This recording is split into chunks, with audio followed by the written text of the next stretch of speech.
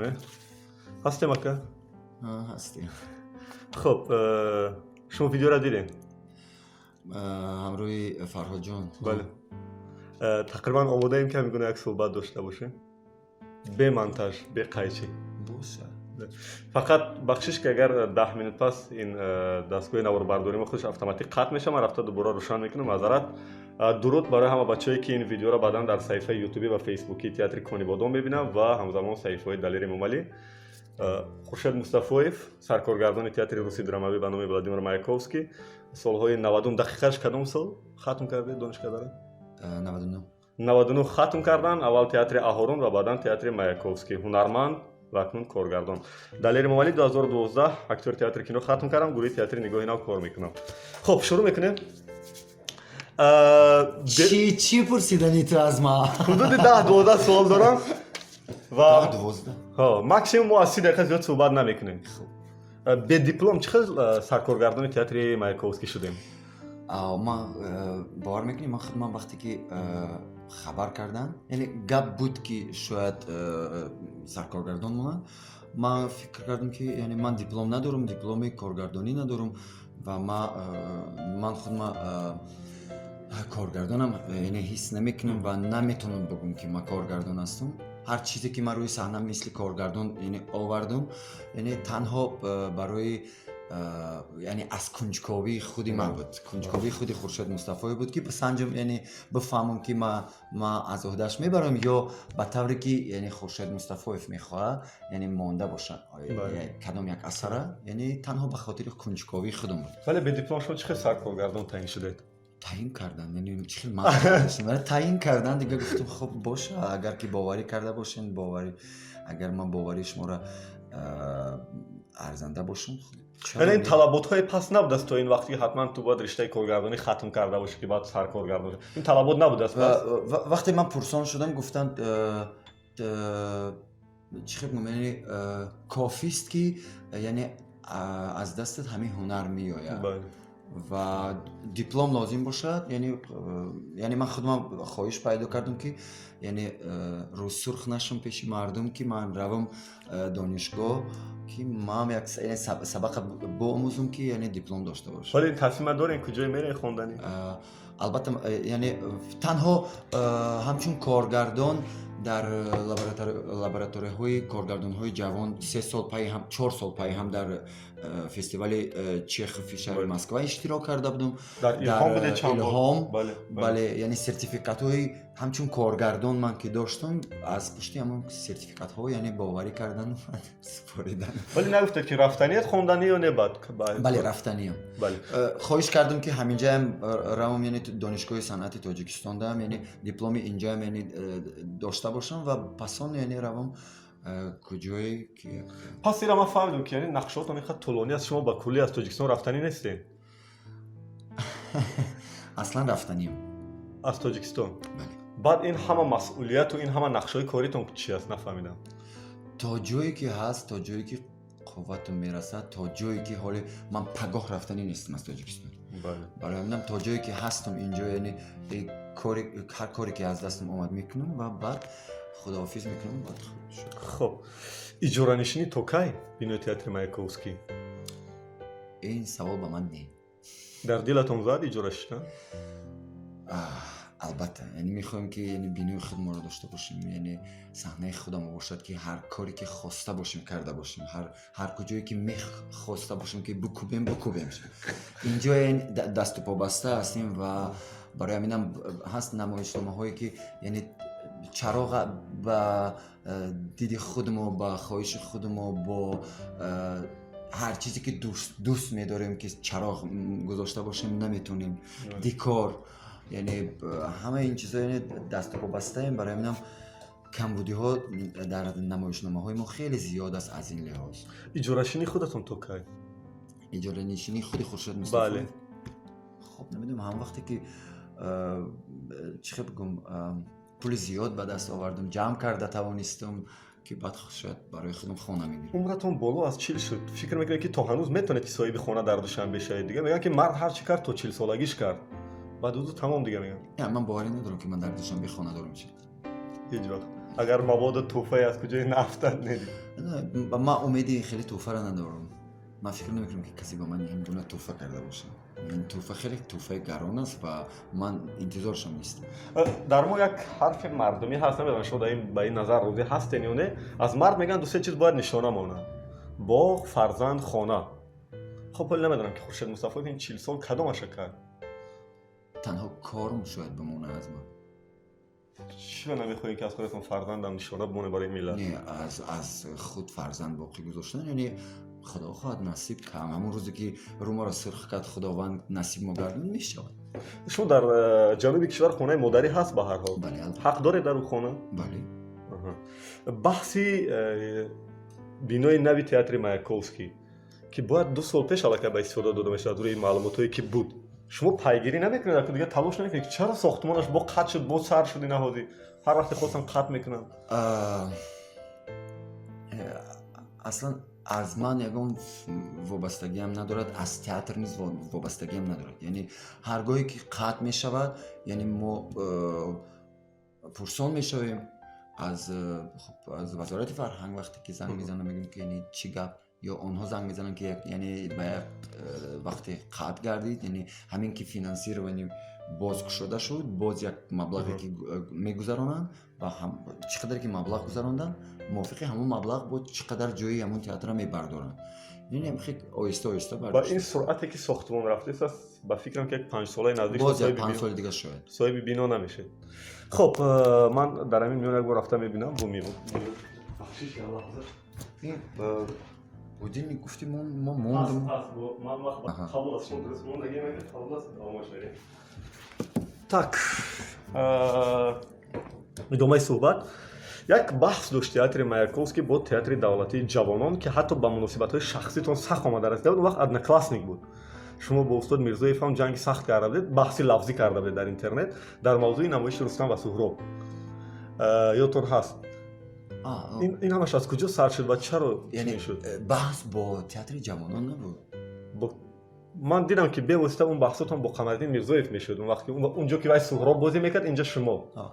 این چی از کجا سر زد این چیز؟ نه اصلا شاید بحثی ما با قمرالدین بود. یعنی بحث نه بالایونی که قمرالدین نقشه که ما میآفرم و همه میآفرن، نه برای نیست. یعنی قمرالدین حق داره همچون هنرمند یعنی اجراش کنه. بله.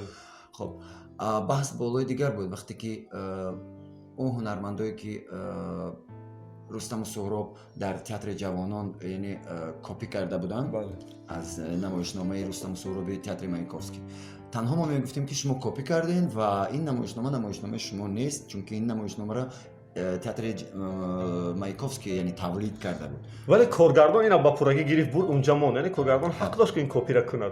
اصلا حق داره کارگردانی که یعنی یک نمایشنامه اگر این تئاتر گذاشت تئاتر دیگه هم میتونه گذاشت. اما نه به این درجه، چون که نمایشنامه زنده بود در تئاتر مایاکوفسکی و ما بازیش میکردیم، میآفریدیم، تماشابین میدید و همون شب و روزی که یعنی این نمایشنامه یعنی دو نمایشنامه به هم پر مانند در دو تئاتر در همون شبانه روز همون شب و روز یعنی تولید شد. یعنی از دیدی من از این نوع احترامی بود یعنی نسبت. بله این کمی نوع احترامی است و چی خیلی بگم و کارگردان میدونی من میخوام یک چیز گفته باشم. همون کارگردانی برجسته است که وقتی که یک نمایشنامه میگذاره، وقتی که همون نمایشنامه در تئاتر دیگر میخواد گذاره کمی به دیگه دید و اون کارگردان برجسته است. وقتی که گفتاتون نسبت استاد سلطان عثمانوف، بله وقتی که نمایشنامه در اینجا چگونه ای که در تئاتر ما بود همون گونه وقتی که تو چلیک زنیوی مولانا نجم الدین و وقتی که موپایکر تکرار میکرد، یعنی تکرار میکرد. مرا موپایکر باید ببخشه، یعنی اصلا نباید خفه شه موپایکر، چون که یعنی موپایکر تکرار کرد کاری که مولانا نجم الدین رو میکرد، یعنی کاری که مولانا نجم الدین رو میکرد. یعنی موپایکر تولد نکرد این کارایی که مولانا میکرد. بعد دیگر شما این بحثاتون رو با کارگردان نکردید؟ با سلطان عثمانوف دیگه هر روز میبینه میدیده در وقتم چرا برای صحبت چی؟ روبرو نکردید که چرا این کارو کردین؟ چرا تا این حد حق دادید که حتی انگوش زنی رو اونجا تکرار کنید؟ چرا چی لازم است؟ نه؟ من لازم ندونستم. یعنی همگی برای چی با قمرالدین صحبت ما را وقتی که یادم هست اگر خطا نکنم یعنی خیلی سال زیاد گذشته است وقتی قمرالدین گفت که ما هم رستم و سهراب داریم من گفتم نه شما رستم و سهراب نداریم این رستم و سهراب ما است که شما تکرارش کردین کپیش کردین تماما یعنی تا جایی که ما خبر داریم حتی نمایشنامه ما اکراندن نگاه کردند و هنرمندا که ما چیکار میکنیم در صحنه و همون کارا تکرار چی ضرورت شد این کارو بچهای تئاتر جوانان کنن؟ میدونید وقتی که نمایش جشنواره دهه فجر در ایران دعوت شد نمایشنامه رستم و سهراب و تا جایی که میدونم در جشنواره گفتن که علاجش هست که تاجیکی بازی کنین پر را یعنی اون ویدیو شما را دیدن؟ بله ویدیوی نمایشنامه ما را دیدند و قبول کردن نمایشنامه رستم و سهراب برای جشن فستیوال آزمونی دهه فجر. بله. و یعنی دقیق نمیدونم از روی گفته ها و از سخنهای یکی از دوستایی که در ایران هست وقتی که بعد زنگ زدن و خبر کردن گفتن خورشید ما بسیار امید داریم که میای میبینیم تا چون که دهه فجر خواهش دارد که نمایشنامه رستم و سهراب بیاد. گفتم عالی میشه و روز دیگرش خبر میباید که دهه فجر خواهش کرده است که نمایشنامه به زبان تاجیکی بیاریم. اما آدمایی که در دهه فجر بودن اونها گفتن که ما خواهش نکردیم که به زبان تاجیکی بیاریم. ما انتخاب کردیم گفتیم آلیس بیاریم. ما خواهش کردیم که یعنی پرسان شدیم که هست آیا شرایطی امکان دارد که به زبان تاجیکی اگر امکان نداشته باشه همه بیاریم. اما خواهش کردن مردمی که از اینجا هستن گفتن که ما میتوانیم ما میکنیم. شما امکان داشت که تئاتر روسی با پورگی نمایش تاجیکی کرده اونجا؟ البته میتوانید اما نخواستیم. میدونید برای چی؟ ما نمیخواستیم که دیما عوض کنیم. من رستم برای اینکه دیما یعنی نقش آفریده است یعنی از روزهای اول که دیما بود ما رومانه شد که بگیم دیما بیا ایران تاجیکی دیگه کس بازی کنه ما توی همراه خود میبریم. هرچند دیما راضی بود برای این چیز اما ما بعضی‌های بودیم که ما گفتیم که نه ما نمیتونم روی دیما نگاه کنم ممکن دیما بیا ایران در تاجیکی بازی. آخرین چیزی که من در موضوع رستم و سهراب می‌پرسم بعدن که دو جایزه بسیار مهم آورد از این فجر. شاه جایزه که تا حال ما نداریم دیگه و شاید در درجه بالای جایزه‌های ما همین باشه و بهترین نقش مردانه است. قربان صادق شاه جایزه را پیش از رستم و سهراب خاطر اهارون فرق خواستیم. خب من اینش خطا کردم. چند شاه جایزه بله. خب وقتی که این دو جایزه آمد از ایران شما افتخار کردید یا فقط از روی وجدان بگید؟ بله افتخار. میدونید برای چی؟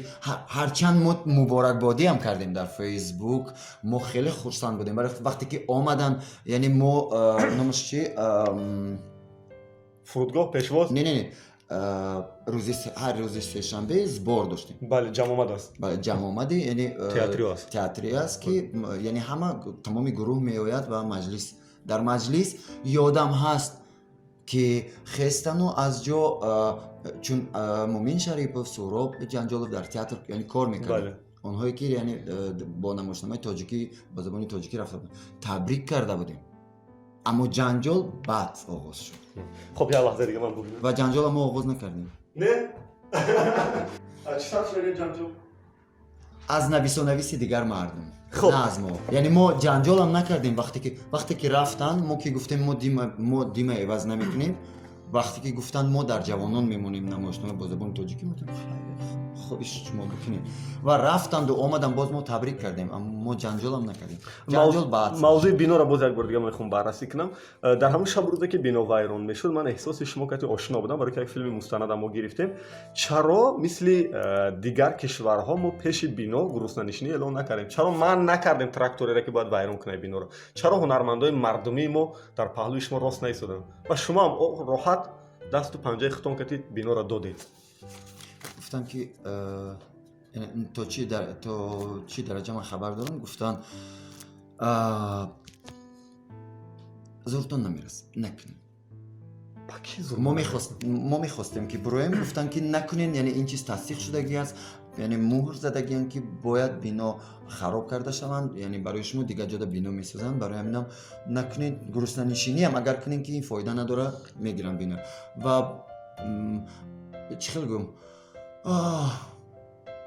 ما تقدیر ما در پراسه تن دادیم.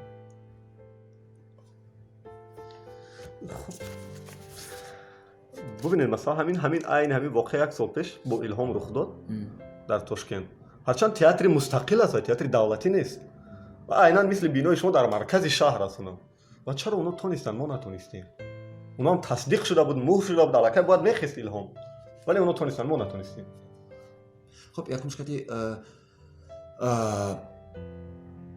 شاید بسیاری آزی بگن که کاری بد کردی با این گپوی که میگم. یک مشکلی تئاتر مایکوفسکی تئاتر الهام نیست.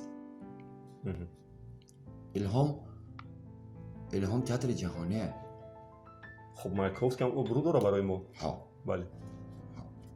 اما وقتی که الهام گفتن میگیرن بغیر از خودی ازبک ها، مثل که بغیر از خودی ما تاجیک ها، یعنی ما بسیار خواستیم که نگیرن شد و اکتورها بسیار کردیم. یعنی دیگر بیشتری مردم، بیشتری تئاترها خنک نظری کردن در این چیز. یعنی دستگیری نکردن. حتی مقاله نوشتن که این بینا کهنه است بگذار بردارن. ها یعنی خیلی گپا هم بود. یعنی ما تنها بودیم. الهام تنها نبودن.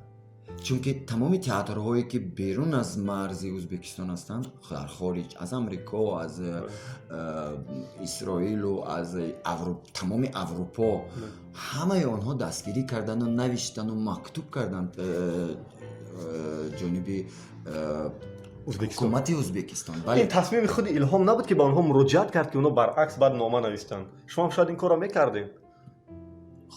اصلا ما این کار کردیم. ما در فیسبوک نوشتیم که دستگیری کنه.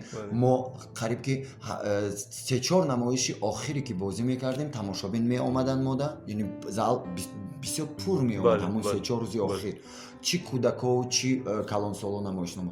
و از صحنه ما خواهش میکردیم که دستگیری کنین که زوری تنها اکتورها نمیرسه. ما این کار کرده بودیم اما کسی یعنی به داد ما نرسید. موضوع بینا با همین تمام و من میگذارم در موضوع اون که حتی در همون شب روز و بعدا هم بعضی از منقدای ما زبان هنرمندای تئاتر مایکوفسکی را همیشه مورد تنقید قرار میدن که زبان روسیه‌شون تازه نیست، روان نیست، بخاطر با اکسنت با مشکلی گپ میزنن. این واقعیت دارد بحث زبان روسی در تئاتر؟ نه. میدونی برای چی؟ خب وقتی که ما با زبانی که در اینجا بازی میکنیم با زبان روسیه که داریم، بله، و وقتی که در تاجیکستان با ما میگن که یعنی کدام یک کلمه که خطا گفتن، بله، یعنی مالچینی و مالچی گفتن، اما فهمو است که چی گفتن میخواه هنرمند. و وقتی که در روسیه وقتی که ما مالچی نمیگوییم و بعضی ما مالچی میگوییم، یعنی ویا اینو به نظر نمیگیرن، ویا به نظر میگیرن هنره. میگم وقتی که هنرتون اینقدر بلنده، زبانتون وقتی که کاستگی داره ناعیان است و میگد و همه این جبران میشه که شما تاجیک هستین، زبان ملی شما روسی نیست. و برای چی ما از شما یعنی گیلمن باشیم که مالچینی و مالچی گفتیم؟ یعنی اونها، یعنی اون پروفسیونال هایی که هستن اونا به نظر نمیگیرن، اونها تنها به نظر میگیرن هنره، نمایشنامه را ترکتاف کرد. این احساس قناعتمندی شما نیست که هنرمند میکشه وقتی که قناعتمند میشه که تمام دیگه همین اونا بها دادن مورا؟ نه با این چی نیست. یعنی میدونین هست هنرمندایی که یعنی اون هنرمندایی که یعنی مالچینی و مالچی میگن، پیشتر مالچی هم گفتن نمیتونستن. بله. خب مالچی هم گفتن نمیتونستن، اما امروز مالچی میگن و این یعنی این اصلاح شونده است. نه روزهای پیش وقتی که سالهای اولی که آمدن مالچی گفتن نمیتونستن، خودتون چه حال مالچی میگن، پگا مالچی میگن. خودتون چه حال داشته روز اول؟ عیناً همیشه. خب من نمایشنامه کالیگولایی که من نمایشنامه اولی که بازی کردم در تئاتر مایکوفسکی من ثبتش دارم. وقت تماشا میکنم، بعضی وقت تماشا میکنم میگم وای اینقدر این همون مالچی که حاجی مراد میگه یا دیگرش من میگفتم امروز مالچی من مالچی شد. ولی نمایشنامه‌ای که با هنر شما را معرفی کرده است همون کالیگولا که شما میگید که این نمایشنامه ما را باز کرد همچون هنرمند در صحنه. نه در صحنه تئاتر مایکوفسکی. بله در مایکوفسکی باز کرد. خب استودیوی تئاتری دارد تئاتر مایکوفسکی. بچه‌ها برای 3 سال میگیرد برای 2 سال 2 سال. ولی من میبینم که نتیجهش همین است که از 10 15 نفری که میگیرید یک دو نفر برای تئاتر میمونند. برای دیگران چرا خرج میکنید وقت و مبلغ و سلامتی را؟ بگذار از 12 نفر 2 نفرش بمونه. سال دیگرش با 2 نفر دیگرش میمونه. آهسته پر میشه. همین سال چند کس مونده تئاتر شما آدم استودیو؟ حالا تمام نکردیم. موندنیان بچه‌ها؟ ماهی مای نصیب کرده باشد ما 2 نمایشنامه یعنی پیشنهاد میکنیم تماشابین ده همچون دیپلم کارهای استودیو یکیش رو تیار کردیم آماده است یعنی من 2-3 روز پیشتر ما مثل زدچر می‌خوایم برای خودمون و یکی دیگرش آغاز کردن کارش و خدا خواهد ماهای مای آخری مای یا اولای ایون ما نخست نمایش میکنیم و پکاز میکنیم و بسیار باوری دارم که اگر 2 نفرش هم از این 12 نفر مونه روی صحنه مایکوفسکی برای ما خیلی کمک میشه دستگیری میشه یعنی هنرمندان زیاد میشه. یک دیگه من میبینم.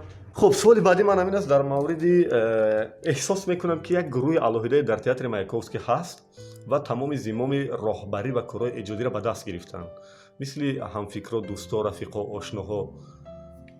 اینا شما احساس میکنید به قول مناپولی که در تئاتر کنی بودم من گفتم همینم در این تئاتر من احساس میکنم. نه من فکر میکنم که این نه مناپولی است و نه گروه چون که بغیر از اونی که یعنی حاضر بسیاری میگن که خورشید مصطفی با منیره دایو یعنی خیلی دوستی جورای نزدیکه. بله بیرون از تئاتر یعنی ما دوستیم. بله و خیلی دوستی قوی داریم و من این رد نمیکنم و کجایی که هست میگم و این چیز رو شده است. اما حاضر بسیاری میگن که امروز خورشید مصطفی благодаря منیره دایو سرکارگردان شد. بگذار همین خیلی هم باشد اما اگر که منیره دایو پیشنهاد کرده باشد بله خورشید مصطفی و در وزارت فرهنگ در حکومت اگر که چی بگم شاید من از بسیار بی‌زیب میگم این چیز من دوست نمیدارم خیلی کارا اما یعنی مجبورم که بگم درست بفهمین هم تماشابین و هم خودت که یعنی اگر که در وزارت فرهنگ خورشید مصطفی فرانده نمیدونستن که بچه قادر است شاید که منیره دایو گوش نمیکرد. یعنی اینجا تنها با منیره دایو کار بود نمیشه. مناپولی هست نیست در تئاتر شما؟ نه من فکر میکنم مناپولی نیست چون که برای یعنی به همه با یک نگاه میکنن. بغیر از اون یعنی در وقتی میگن که راهبریت یعنی یک دوستا هستن. главный بوغالتر با منیره دایو دوست نیست. главный بوغالتر با خورشید مصطفی دوست نیست. پس چرا ببینید خب درود به استاد بهادر میرزایی یعنی این همین خیال افتاد که یعنی منیره دایو و من سرکارگردان یعنی ما دوستیم یعنی این چیز میتونم بگم که با گفته استاد سپیتسال این کار کردگی نیستن یعنی این تصادف است و یعنی من نمیتونم بگم که این چیز مناپولی است چون که چی خیلی بگم در صحنه در تئاتر یعنی با همه یک خیلی نگاه کرده میشه یعنی چی در نمایشنامه با همه یک خیلی نگاه کردم. من درود میگم به استاد بهادر میرعلی بیکوف که کارهای ماندگار برای این تئاتر کردن ولی چرا فقط در این تئاتر بهادر میرعلی بیکوف و خورشید مصطفی نمایشی میاد به حیث کارگردان؟ نه تنها ما یعنی ریما اولانова میگذارد کارهای ماندگاری که کارهای برای تماشابین زیاد دعوت میشد خلاصا نمایش‌های خوب آوردن فقط 2 نفر من میبینم. ریما اینا همه کارهای کودکانه میمونن من میدونم. اما یعنی چند بار گفتگیم که یعنی بهادرم بسیار وقت میگفت که ریما کودکانه هم گرفتی یگان چیزی کلانسالگی چرا دیگه کارگردان امکان نمیتید جرأت نمیگیره خودی هنرمندای تئاتر نه از بیرون دیگه کارگردانا امکان نمیتید که بیان در تئاتر نمایش مونده روان. چی ما امکان نداریم کدامشون اومدن که ما گفتیم نه یعنی شما آماده اید که دلخواه کارگردان اینجا بیاد پیشنهاد کند قبول کنید میمونه؟ البته یعنی چرا نه وقتی که خودشون نمیبینن و من یادم هست که بعضی‌ها میگن که خب تئاتر مایکوفسکی نرویم من میشه برای که اونجا بهادر داره اونجا خورشید داره خودشون سپرایت میگن ما اونجا رویم ما نمیمونن وقتی میگن برای چی وقتی که خواهش داری بیو مرحمت یعنی این چیز پرابلم نیست خودی نقدم شاهنظرف در آخرون کار میکرد کارگردانی میکرد و همون سالی که در تئاتر مایکوفسکی هست یعنی دروغ گفتن نمیونه خودی قدم شو نظرف که هر دفعه میگم که ای بچه برای چی یاد نمایشنامه نمیمونه؟ بله. برای چی؟ ها میگم آماده میشم میگم من فلان چیزا میخوام بمونم و نمیمونه میره میگم چوبا نمیمونی بیا بمون. منیره چند بار گفت، منیره تاکیدش کرد گفت که بیا همون نمایشنامه کدومی که میخوای بیاد بمون، همون نمیمونه وقت ندارم میگه خیلی میکنه. یعنی برای من نمیخوام بگم که مونوپولیا نیست. اگر مونوپولیا میشد بهادر میرالبیکوف خورشید مصطفی و کارگردان نمیکرد. بهادر میرالبیکوف نمیموند که ریما اولانова و مارینا یرمولیک نمایش مونه.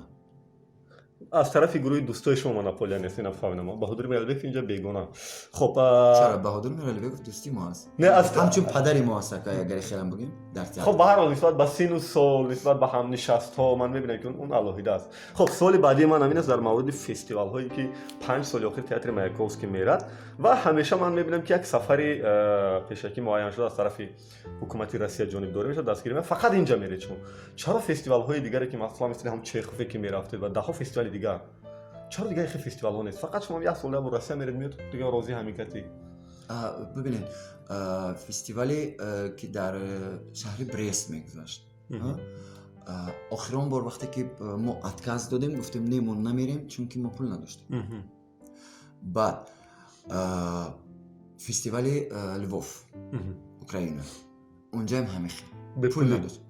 هر فستیوالای آخری که ما میریم یعنی خود حکومت روسیه یعنی با کلام میگیره هم رفت و آمد و هم جای خواب و هم خوراک، یعنی تنها به همون فستیوالی که یعنی میتوانیم رفته همونجا رفته ایستادیم.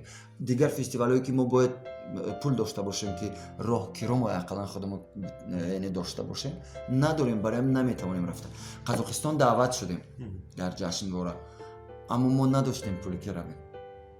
برست هم گفتم که بیاین نداشتیم رفته نتوانستیم. برای همینم اون فستیوالی که یعنی 2 سال پای هم در مسکو میشود گذشته ایستاده است، یعنی پورتو با ترسوف امسال با گاملت یعنی برابری گاسترول یعنی همون روزها میافته و بسیار удобная به گفته روسا و ما در همون فستیوال ها اشتراک کردیم. خود در این منیجری خطا نیست که برای تئاتر مبلغ گفته نمیتونه در این سفرها بسیار تشکیلات های هست که سفرهای نمایش‌ها را جانب دستگیری میکنن مبلغ گذاری میکنن، شرکت های وطنی هم خارجی هم مراجعت کردیم یعنی کمک نکردن گفتن نداریم. بعد این همین سالی که گذشت وقتی کووید خب ولی سالهای پیشترش هم 4 سال پیشترش هم به نظر دارم. شما از مدیریت و راهبریت معلم عزیز منیره دادایeva که من بسیار دوستشون می‌دارم همچون هنرپیشه در صحنه راضی یا نه؟ بله یعنی برای چی راضی نباشیم؟ یعنی چقدر که میتونه یعنی کرده است، یعنی از سر زیاد خواهشم کرده نمیشه. بعد خودش چخیلی که میگه که ما دیرکتور نیستم ما فستیوالش اکتریسه، مثل اینکه ما میگم ما رژیسور نیستم ما اکتریسم. چقدر که ما همچون اکتوری که کارگردانی میکنیم ما همین قدره. این یک مسئولیت از دوش سبک کردن از خود سفید کنی است اینکه من نه خود سفید کنی نیست. نه خود سفید کنی نیست. وقتی که من نمایشنامه میمونم و وقتی که میمونم و میبیان و میگن که اسپکتاکل خورشید ماندگی یعنی ما به همه طلباتایی که همچون کارگردان باید جواب داده باشم من جواب میدم.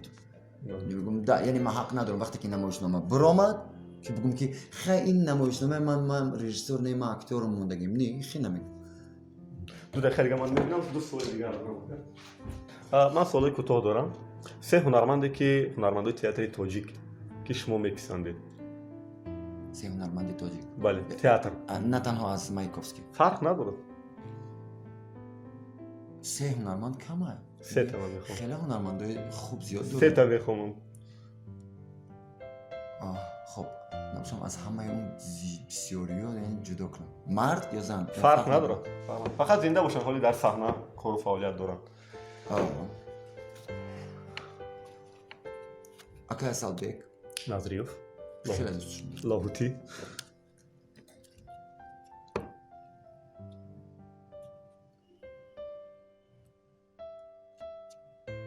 اگر بگم قربانی صابر میگن استاد شای گفت قربانی صابر همیشه برای من بهتره لبام سوچی با غیر از قربانی صابر اگر بگم اکای اسالبک اکای اسفندیار غلاموف اکا میگم شونه من خودم در اجازت میتونم یعنی خیلی دوستشون میدونم که برایم نزدیکم برایم اکا میگم استادن همشون زن ҳозир бугу Мавлона Мунира Меган театри худ шуд. меган театри худ шай, Мавлонаш ҳамкурс шай, Мунира дӯст шай. Бигзор биган, беҳтаринан. Мавлона Мунира, Акай Асалбек, Акай Исфандиёр. Мавлона Мунира тамом якеш. Сем нафар. Мавлона Мунира. Сем нафари беҳтарине ки барои шумо ҳозир.